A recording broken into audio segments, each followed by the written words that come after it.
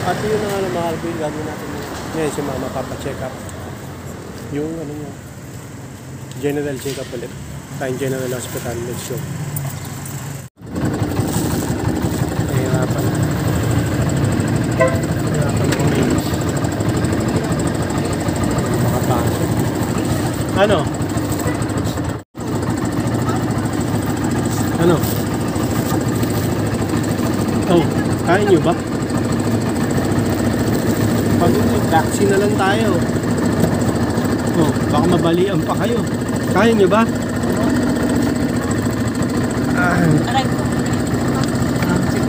Labas sa mahirap. Okay mga Reveal, nakagpakuha na ng dugo si mama. Ito pala, hawak ko.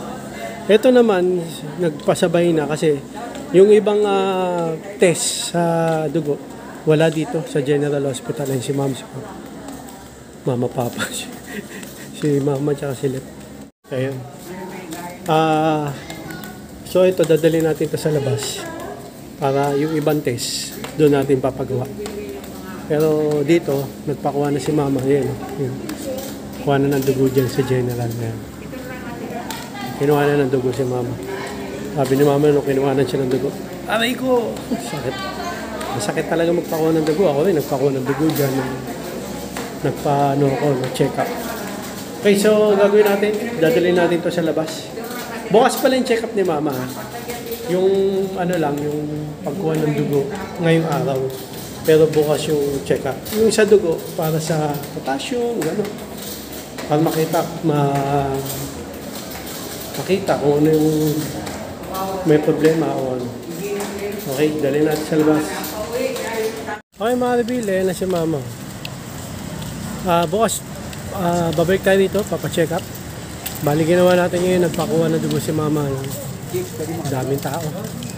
Nabot din kami ng ano ngayon, 12. Mag-alas 12 na tanghali. Nandito kami, 7.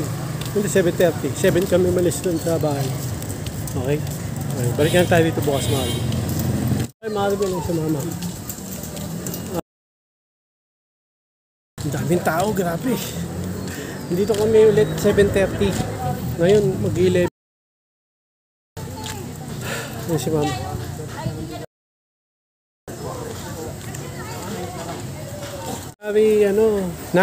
February 10, check up ulit mga Reveal. Babalik tayo ng February 10 for general check up ulit ni mama. Okay, ang check up kay mama, okay naman. Yung sugar niya, normal. Creatinine, yung sa kidney, normal. Sugar, lahat normal. Yung uric acid lang, medyo mataas sa gout. Mag-ano lang daw, magbigay ng gamot. Kasi hindi naman masyado mataas, pero okay naman. Ayun, babalik na lang ulit tayo. After 3 months pa. So okay naman yung check up ni mama.